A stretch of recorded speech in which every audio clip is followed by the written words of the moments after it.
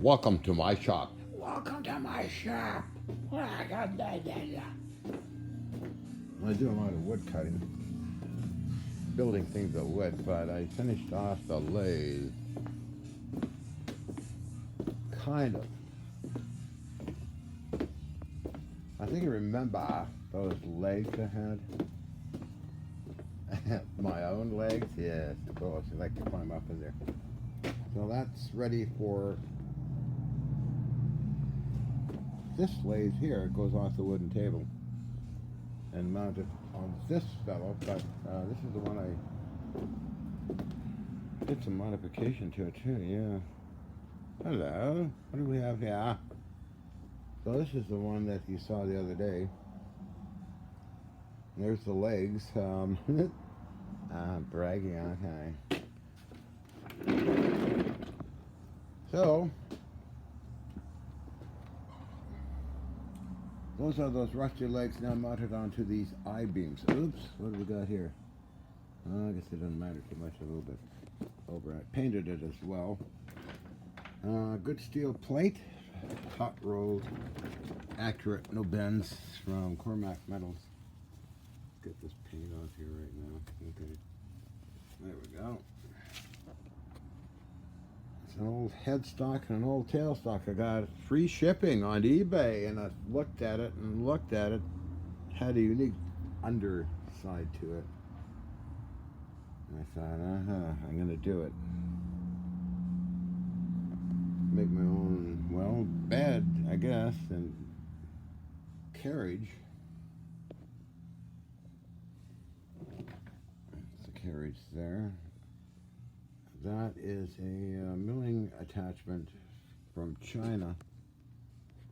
They're pretty solid, and, well, yeah, kind of. So I got rid of the handles on them. Put my own on. This is off one of the Navy ships, Columbia. I have all these handles. Solid brass. It came out of the sonar room. All the machines had these handles on them. And I took some of the machines up the hill as well. So it's an old Wade lathe. And I'd made the faceplate and bolted on a 4-jaw chuck. So, all in all, I don't see why it shouldn't work. Around this way. Some hinges. I drilled these holes here. I didn't even bother to clean up. I just cleaned up where I was painting. These hinges go in there on a bored-down motor. All that goes on the side. It'll be interesting to see how it works. No lead screw, no ratchet gear, just clamp. This thing moves up and down, so it clamps here. Okay. And pull it this way. So far, so good. I did test it with a small drive unit on the back. Measured it out. It's pretty accurate. Nice old stuff, you know. What the hell? Make a lathe out of these things. I'm used to turning down face plates for lathes, by the way, so you gotta be very accurate and take into consideration if the face plate's warm from machining, let it cool, measure. Oh, another 1,000 has to come off, that kind of stuff. So just a challenge, I guess, to build this thing. What leg was it? The back end lathe was cracked. Well, I fixed that problem with steel plate and weld, JB weld, and bolts. Anything here? Let's see if we can see anything here. See, it was brazed before. So I put a chunk of steel like so, and JB weld. And let's see how that makes. Let's take a look over here. Same with these. They had cracks in them. I put these 1x1 steel blocks in there with JB Weld drill holes and screws, so it's like it never happens. So I don't like cracks in iron or steel and that kind of thing, so that's taken care of.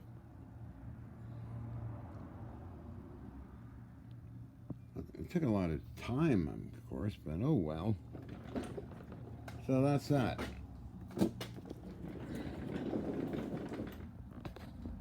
Give it a little bit of a paint job anyway. H-beams from Cormac and those two plates here and there. It's all bolted together with highest grade fine thread bolts you could find, up to 1/2 inch down to I think 3/8. I don't think I need any cribbing in there because I have that compound and slide mechanism actually acts as a movable rib, so to speak. So the only deflection would be going down, not sideways. As you can see, it's primitive but effective. My Pakistan's challenge. I want to just do this for the fun of it. Something you see in, I don't know, in the Middle East.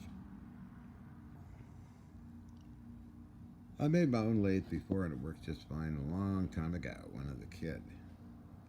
But not as big as this fellow. So this would be fun to get fired up and running.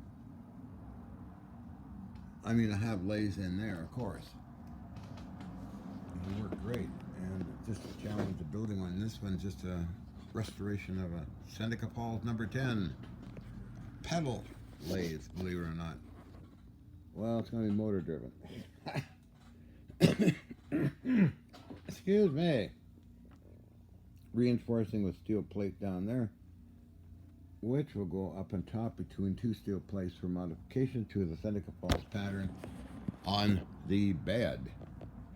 Oh, really? Yes, yes, yes. Where are you hiding? I'm in the box. You're in that box. I'm in that box. Okay, well, okay. So, that was fun doing that thing. So, the motor and all that'd be fun too. I got all that hooked up. Here's the Seneca Falls.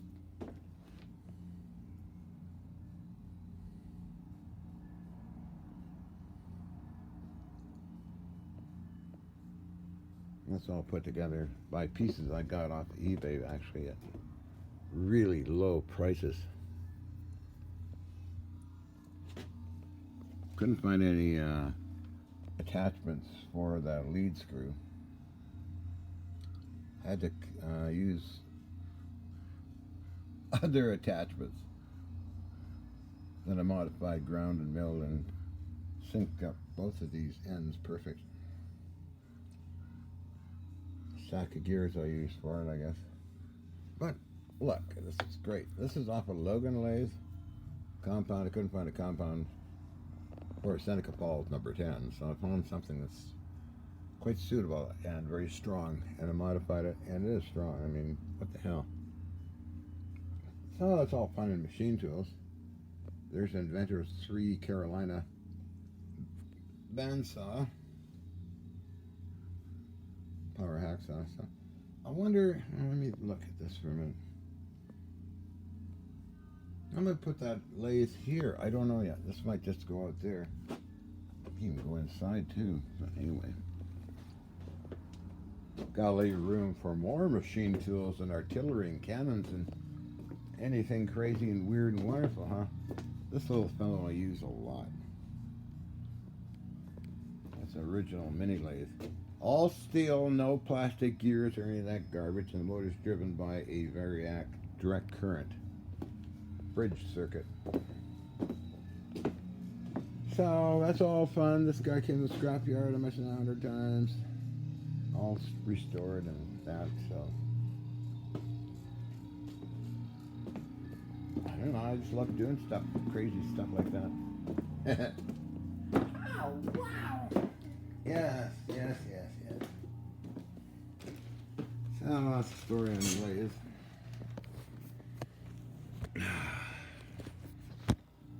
That's 10 minutes of at least something.